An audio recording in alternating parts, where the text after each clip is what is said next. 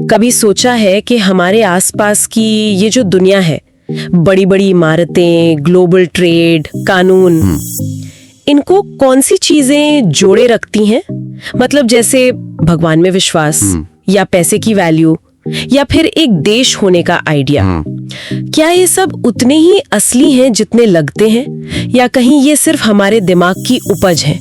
जबरदस्त कहानियां जिन पे हम सब ने यकीन कर लिया है। बिल्कुल, और यही आप कह सकते हैं आज हमारी बातचीत का मेन पॉइंट है। हाँ। हम एक source material, the fabric of human fictions के कुछ हिस्सों को देख रहे हैं। अच्छा। और हमारा मकसद है कि हम समझें कि इंसान, मतलब हम लोग, एक मामूली जानवर से आज इतने कॉम्प्लेक्स समाज तक कैसे पहुंचे। हाँ। और इसमें उन कहानियों, उन साझा कल्पनाओं का क्या रोल रहा है जिन पर हमारा पूरा सिस्टम टिका है। का साथ मिलकर काम करना, साइंस में तरक्की, हमारी नैतिकता, ये सब सिर्फ अच्छी कहानियों के दम पर है। हाँ, यही सवाल है। तो चलिए इस ताने बाने को थोड़ा खोलते हैं। कहाँ से शुरू करें? शुरू करते हैं वहां से जहां कहानी असल में बदली। चलते हैं करीबन 70,000 साल पहले। ठीक है। उस वक्त के होमो सेपियंस, यानी हम, अफ्रीका के किसी कोने में रहने वाले कोई बहुत इंपॉर्टेंट जानवर नहीं थे। मतलब पर्यावरण पर हमारा कोई खास कंट्रोल नहीं था। हाँ, मतलब जैसे बाकी जानवर थे वैसे ही हम भी थे, फूड चेन में कहीं बीच में। बिल्कुल। शेरों से डरते थे, दूसरों के छोड़े शिकार का इंतजार करते थे। कोई खास बात नहीं थी हम में। ग्रह के हिसाब से तो हम कुछ भी नहीं थे। सही कहा।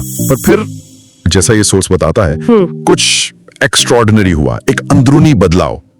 इसे कॉग्निटिव रेवोल्यूशन कहते हैं। माना जाता है कि हमारे दिमाग की वायरिंग में शायद किसी एक्सीडेंटल जेनेटिक म्यूटेशन की वजह से एक बड़ा चेंज आया। और ये बदलाव सिर्फ मतलब पत्थर के बेहतर औजार बनाने या आग जलाने से कहीं ज्यादा गहरा था, है ना? हाँ बिल्कुल। कुछ ऐसा जिसने हमें बाकी सब जानवरों से एकदम अलग कर दिया। एग्जैक्टली। ये जुड़ा था भाषा के विकास से, लेकिन सिर्फ नॉर्मल बातचीत वाली भाषा नहीं। अच्छा। देखिए, जानवर भी तो कम्युनिकेट करते हैं। हाँ। बंदर खतरे के बारे में बताते हैं, मधुमक्खियां बताती हैं खाना कहाँ है। हाँ। इंसानी भाषा की यूनिक बात थी उन चीजों के बारे में बात करने की जो फिजिकली मौजूद ही नहीं है। जैसे कि? मेरा मतलब है कैसी चीजें जो है ही नहीं। जैसे कबीले की आत्माएं। हाँ। या मरने के बाद क्या होता है, वो वाले कॉन्सेप्ट्स। हाँ। मिथक, देवता, नियम, सिद्धांत, ऐसी चीजें जिन्हें आप छू नहीं सकते, देख नहीं सकते। आप शेर की बात कर सकते हैं क्योंकि वो सामने है, पर आप देश या कंपनी के रूल या ह्यूमन राइट्स की बात कैसे करते हैं? ये कोई फिजिकल सच्चाई तो है नहीं। ओके, तो ये एब्स्ट्रैक्ट आइडियाज के बारे में बात करने की काबिलियत थी, लेकिन इसका इतना जबरदस्त असर कैसे हुआ? यहीं पर आती है कलेक्टिव इमेजिनेशन, यानी सामूहिक कल्पना की पावर। जब हजारों और बाद में लाखों करोड़ों लोगों ने एक ही फर्जी कहानी पर यकीन कर लिया, जैसे कि हमारा भगवान शिकार में मदद करेगा, या राजा भगवान का भेजा हुआ है, या इस कागज के टुकड़े की वैल्यू है पैसा। हाँ, पैसा। तो वो लोग इतने बड़े स्केल पर कोऑपरेट कर पाए जितना पहले कभी नहीं हुआ था। अच्छा। वो अनजान लोगों के साथ मिलकर काम कर सकते थे क्योंकि वो सब एक ही अनदेखी सच्चाई, एक ही कहानी में विश्वास करते थे। तो यही था वो सीक्रेट सॉस। हमारी असली ताकत मसल्स में नहीं, बल्कि दिमाग में कहानियां बुनने और उन पर यकीन करने में थी। बिल्कुल। इस एबिलिटी ने हमें हाथियों या चिंपैंजियों से कहीं ज्यादा पावरफुल बना दिया, भले ही वो फिजिकली हमसे ज्यादा मजबूत हों। सही बात है। एक चिंपैंजी कभी भी हजारों अनजान चिंपैंजियों को किसी बेहतर भविष्य के वादे पर इकट्ठा नहीं कर सकता। संक्षेप में कहें तो यही वो पल था जब इतिहास बायोलॉजी से अलग हो गया। हमारी किस्मत अब सिर्फ हमारे जीन्स पर नहीं, हमारी कल्पना पर डिपेंड करने लगी। और इसी कल्पना ने हमें अगली बड़ी और थोड़ी कंट्रोवर्शियल क्रांति की तरफ धकेला। हाँ। आप एग्रीकल्चरल रेवोल्यूशन की बात कर रहे हैं। खेती की शुरुआत लगभग 10-12 हजार साल पहले। इसे कंट्रोवर्शियल क्यों कह रहे हैं? इसे तो हम तरक्की का बड़ा स्टेप मानते हैं। सेटल्ड लाइफ, खाने की सिक्योरिटी। हाँ, आमतौर पर यही माना जाता है, लेकिन ये जो सोर्स हैं, the fabric of human fictions, ये एक दूसरा नजरिया देता है। इसे कभी कभी इतिहास का सबसे बड़ा धोखा भी कहा जाता है। धोखा? तर्क यह है कि हमने गेहूं, चावल या आलू को पालतू नहीं बनाया, बल्कि इन फसलों ने हमें पालतू बना लिया। अरे, ये तो सोचने का बिल्कुल अलग तरीका है। मतलब फसलें हमें कैसे पालतू बना सकते हैं? जरा गेहूं के पॉइंट ऑफ व्यू से सोचिए, उसे क्या चाहिए? साफ जमीन जहां दूसरे पौधे ना हो, भरपूर पानी, कीड़ों और बीमारियों से बचाओ। पत्थर वगैरह उसे पसंद नहीं, और ये सब कौन करने लगा? इंसान? हमने अपनी आजाद घूमने वाली जिंदगी छोड़ दी। हाँ, एक जगह टिक गए, खेत जोते, घास हटाई, पानी दिया, बाढ़ लगाई और फिर फसल काटना, जमा करना, इसी में सारी जिंदगी लगा दी। बिल्कुल। गेहूं तो पूरी दुनिया में फैल गया, वो कामयाब हो गया, लेकिन बदले में इंसान की जिंदगी शायद पहले से ज्यादा मुश्किल और बंध गई। अच्छा। हाँ, खाने की टोटल क्वांटिटी बढ़ी जिससे आबादी बढ़ी, ये सच है, लेकिन शायद हर इंसान का न्यूट्रिशन लेवल गिर गया क्योंकि खाना कम डाइवर्स हो गया। हाँ, एक ही चीज खाते रहे और एक जगह रहने से बीमारियां ज्यादा तेजी से फैली।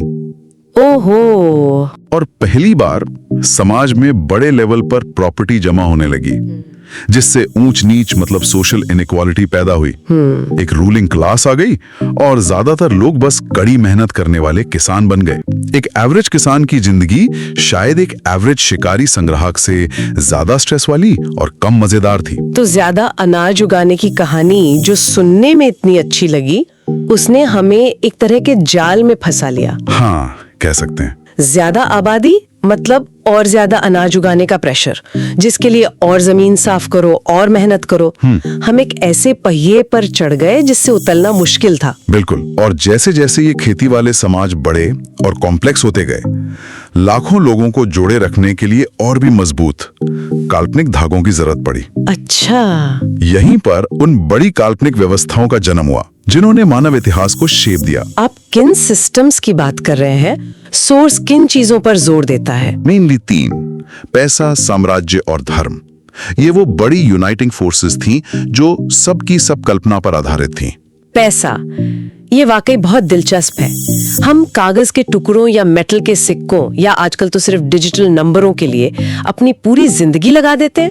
इनकी अपने तो कोई वैल्यू नहीं है, फिर भी ये दुनिया की सबसे ताकतवर चीजों में से है।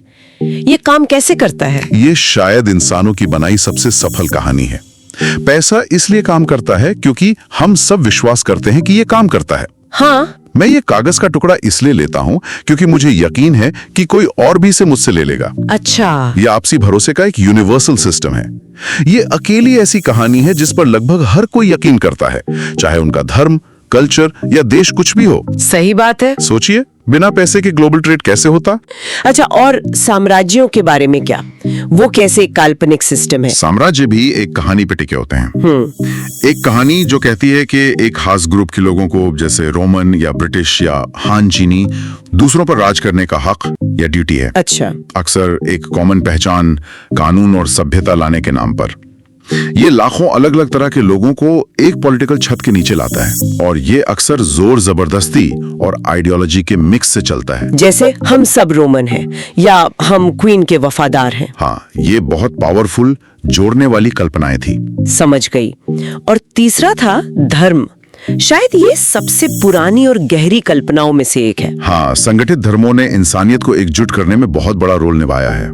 वो एक कॉमन मॉरल कोड देते हैं, दुनिया को समझने का एक तरीका देते हैं, जिंदगी का मतलब बताते हैं। वो धर्म के सेंटर में अक्सर भगवान या देवताओं का कॉन्सेप्ट होता है। ये आइडिया कि एक या ज्यादा सुपरनैचुरल ताकतें दुनिया को कंट्रोल करती हैं और हमारी जिंदगी में इंटरेस्ट रखती हैं। हाँ, ये अरबों लोगों के लिए एक बहुत बड़ी मोटिवेटिंग फोर्स रही है। हाँ, और भगवान की ये कहानी, इसने अनजान लोगों के बीच सहयोग कैसे आसान बनाया। देखिए, इस विचार में कि हम सब एक ही ईश्वर की संतान हैं या हम एक ही धर्म के मानने वाले हैं, हाँ, इसने लोगों को उन अजनबियों पर भी भरोसा करने और उनके साथ मिलकर काम करने के लिए इंस्पायर किया जिनसे वो कभी मिले नहीं थे, सिर्फ इसलिए कि वो हमारे जैसे थे, उसी कहानी में यकीन करते थे। अच्छा। इसने बड़े बड़े सोशल स्ट्रक्चर बनाना मुमकिन किया, जैसे चर्च, मंदिर, मस्जिदें और उनसे जुड़े नेटवर्क। तो पैसा, साम्राज्य और धर्म, ये तीनों काल्पनिक सिस्टम्स हालांकि बहुत अलग हैं, पर इन्होंने धीरे धीरे इंसानियत को बड़े और जुड़े हुए ग्रुप्स में ढाल दिया। बिल्कुल, हजारों छोटी अलग थलग संस्कृतियों से हम कुछ बड़ी आपस में जुड़ी हुई सभ्यताओं की तरफ बढ़े। और ये जुड़ने का प्रोसेस तो अभी भी चल रहा है, एक ग्लोबल कल्चर बन रहा है। लेकिन इस सबसे पहले एक और बड़ी क्रांति हुई जिसने दुनिया को फिर से बदला, शायद पिछली सभी क्रांतियों से भी ज्यादा गहराई से। आप साइंटिफिक रेवोल्यूशन की बात कर रहे हैं जो लगभग 500 साल पहले यूरोप में शुरू हुई। हाँ। इसके बारे में सोर्स क्या कहता है? इसका बेस क्या था? इसका बेस एक बहुत ही आप कह सकते हैं क्रांतिकारी आइडिया था, अपनी अज्ञानता को स्वीकार करना। अच्छा। यानी ये मानना कि हमें नहीं पता, हाँ, हजारों सालों तक ज्यादातर कल्चर ये मानते थे कि दुनिया के बारे में जो कुछ भी जानने लायक है वो उनकी पवित्र किताबों या पुराने ज्ञानी लोगों को पहले से पता था। तरक्की की कोई असली उम्मीद नहीं थी। लेकिन साइंटिफिक रेवोल्यूशन ने इस सोच को पलट दिया। हाँ, इसने कहा कि इंसान जरूरी सवालों के जवाब नहीं जानता, और जब हम अपनी इग्नोरेंस को मानते हैं तभी हम असली नॉलेज पाने की उम्मीद कर सकते हैं। इस एहसास ने ऑब्जर्वेशन, एक्सपेरिमेंट और मैथमेटिकल एनालिसिस के जरिए नई जानकारी खोजने को बढ़ावा दिया। अच्छा, ये पूछने के बजाय कि पुरानी किताबों में क्या लिखा है, साइंटिस्ट ने पूछना शुरू किया, हम नेचर को देखकर क्या सीख सकते हैं। और इस नए तरीके का नतीजा क्या निकला? जबरदस्त साइंटिफिक खोजें और टेक्नोलॉजिकल इनोवेशंस। हमने यूनिवर्स के नियम समझने शुरू किए, मैटर और एनर्जी को मैनिपुलेट करना सीखा। हाँ, स्टीम इंजन, बिजली, antibiotics, nuclear energy, computer, internet. पिछले 500 सालों की तरक्की मानव इतिहास के पिछले 70,000 सालों की कुल तरक्की से कहीं ज्यादा है। और इसने हमें ऐसी ताकतें दी जिनकी पहले सिर्फ कल्पना की जा सकती थी या जिन्हें देवताओं का काम माना जाता था। निश्चित रूप से हमने महामारियों को हराया है, भूखमरी को काफी हद तक खत्म किया है, एवरेज उम्र 2 गुनी से ज्यादा कर दिए, चांद पे गए हैं और दुनिया भर में तुरंत बात करने की क्षमता हासिल की है। लेकिन साथ ही हमने भयंकर विनाश के हथियार भी बना लिए हैं और पर्यावरण को बदलने की ताकत भी हासिल कर ली है। हाँ, ये भी सच है। हम वाकई नेचर की ताकतों पर कंट्रोल कर रहे हैं। तो यहाँ तक की कहानी ये है, एक मामूली जानवर जिसने कहानियां गढ़कर कॉपरेट करना सीखा, फिर खेती के जाल में फंसकर समाज को कॉम्प्लेक्स बनाया, फिर पैसा, साम्राज्य और धर्म जैसी और बड़ी कहानियों से एकजुट हुआ और आखिर में साइंस के जरिए अपनी अज्ञानता को मानकर लगभग भगवान जैसी ताकतें हासिल कर ली। एक तरह से यही समरी है। अब भविष्य क्या है? क्या इंसान खुद भगवान बनने की कगार पर है? सोर्स इस बारे में क्या इशारा करता है? ये आज का सबसे बड़ा सवाल है और सोर्स हमें इसी तरफ सोचने पर मजबूर करता है। हम अब सिर्फ बाहरी दुनिया को नहीं बदल रहे, बल्कि हम जीवन के मतलब लाइफ के बेसिक बिल्डिंग ब्लॉक्स को ही बदलने की दहलीज पर खड़े हैं। Biotechnology, genetic engineering, nano technology, artificial intelligence, AI। हाँ, ये सिर्फ शब्द नहीं है, ये हकीकत बन रहे हैं। मतलब हम जीवन को डिजाइन कर सकते हैं, बीमारियां हमेशा के लिए खत्म कर सकते हैं, शायद बुढ़ापे को रोक सकते हैं या पलट सकते हैं, अपनी इंटेलिजेंस, अपनी भावनाओं को बदल सकते हैं। हाँ, ये संभावनाएं तो एक्साइटिंग भी है और डरावनी भी। हाँ, हम नेचुरल सिलेक्शन के नियमों को बाईपास करके इंटेलिजेंट डिजाइन के युग में घुस रहे हैं। लेकिन ये डिजाइन भगवान का नहीं, हमारा अपना होगा। बाप रे, हम शायद पहला नॉन ऑर्गेनिक लाइफ फॉर्म बनाने से भी ज्यादा दूर नहीं है। मतलब AI जो शायद कॉन्शियस हो, हम सचमुच नई दुनिया और नए तरह के जीव बना सकते हैं। लेकिन जैसा कि सोर्स इशारा करता है, इस जबरदस्त पावर के साथ कुछ गहरे सवाल भी उठते हैं। पहला, क्या ये सब हमें खुश कर रहा है? हमने इतनी तरक्की की है, इतनी ताकत हासिल की है, लेकिन क्या एक आम इंसान आज 70,000 साल पहले के शिकारी संग्राहक से ज्यादा खुश है, ज्यादा संतुष्ट है? शायद आंकड़े तो ऐसा नहीं कहते। ये एक परेशान करने वाला विचार है। हमारी सारी तरक्की के बावजूद खुशी और संतुष्टि वो कहीं खो सी गई है। और दूसरा, शायद इससे भी बड़ा सवाल, हम असल में चाहते क्या हैं? इन भगवान जैसी ताकतों का इस्तेमाल किस लिए करना है? हमारा मकसद क्या है? क्या हम जानते हैं कि हम बनना क्या चाहते हैं? ऐसा लगता है जैसे हमारे पास पावर तो बहुत आ गई है, लेकिन विजडम या डायरेक्शन की कमी है। हाँ, हम एक ताकतवर रॉकेट पर बैठे हैं, पर पता नहीं कहाँ जा रहे हैं या क्यों जा रहे हैं। बिल्कुल, सोर्स का निचोड़ कुछ ऐसा ही है। इंसान ने भगवान जैसी बनाने और मिटाने की ताकतें हासिल कर ली हैं, लेकिन देवताओं वाली जिम्मेदारी के बने।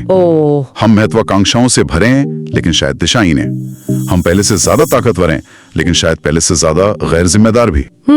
हम ऐसे भगवान बन गए हैं जिन्हें पता नहीं कि वो क्या चाहते हैं। तो इस पूरी बातचीत का सार क्या निकलता है? अगर हम सब कुछ एक साथ देखें तो मानव इतिहास की कहानी असल में हमारी कल्पना की शक्ति की कहानी है। हाँ, हमारी सभ्यता, हमारी सफलताएं, हमारे सबसे गहरे सिस्टम्स, ये सब साझा कहानियों पे बने हैं। हाँ, भगवान, पैसा, देश, कॉर्पोरेशंस, ह्यूमन राइट्स, ये सब एब्स्ट्रैक्ट कॉन्सेप्ट्स हैं, इंसानी कल्पना की उपज। लेकिन चूंकि अरबों लोग इन पे विश्वास करते हैं, इसलिए ये दुनिया की सबसे शक्तिशाली ताकतें बन गई हैं। इन्होंने हमें कोऑपरेट करने, अद्भुत चीजें बनाने और जबरदस्त काम करने लायक बनाया है। ये कल्पनाएं उतनी ही असली हैं जितनी कि पेड़ या पत्थर, क्योंकि ये हमारे व्यवहार को कंट्रोल करती हैं। और अगर हमारी हकीकत का इतना बड़ा हिस्सा कहानियों पर आधारित है, तो इसका मतलब क्या है? क्या ये हमें किसी तरह की आजादी देता है? ये बहुत जरूरी पॉइंट है। अगर ये कहानियां, ये नियम, ये वैल्यूज, ये सिस्टम्स नेचर के कानून नहीं है बल्कि इंसानों ने बनाई हैं, हाँ। तो इसका मतलब है कि इन्हें बदला भी जा सकता है। अच्छा। हम अपनी बनाई कहानियों के कैदी नहीं हैं। अगर कोई कहानी अब हमारे लिए काम नहीं कर रही या वो हमें गलत लगती है, तो थ्योरेटिकली हम एक नई बेहतर कहानी गढ़ सकते हैं। तो ये एहसास कि हमारी दुनिया काफी हद तक एक सोशल कंस्ट्रक्ट है, ये डिप्रेसिंग होने के बजाय लिबरेटिंग हो सकता है। बिल्कुल, और ये हमें जिम्मेदारी भी देता है। अगर हम अपनी कहानियां बदल सकते हैं, तो हमें सोचना होगा कि हम कैसी दुनिया बनाना चाहते हैं। हाँ। और यहीं पर हम सुनने वालों के लिए एक आखिरी सवाल छोड़ सकते हैं। क्या है वो? अगर हम भविष्य की कहानियों के लेखक हैं, तो हम कौन सी कहानियां लिखना चुनेंगे? क्या हम खुशी, बराबरी और सस्टेनेबिलिटी को प्राथमिकता देंगे, या फिर ताकत और ग्रोथ की पुरानी कहानियों को ही दोहराते रहेंगे? ये सोचने वाली बात है। हमारी भगवान जैसी ताकतों को देखते हुए हमारे द्वारा चुनी गई कहानियों के नतीजे पहले से कहीं ज्यादा मायने रखेंगे। शायद असली आजादी इसी चुनाव को समझने और जिम्मेदारी से करने में है।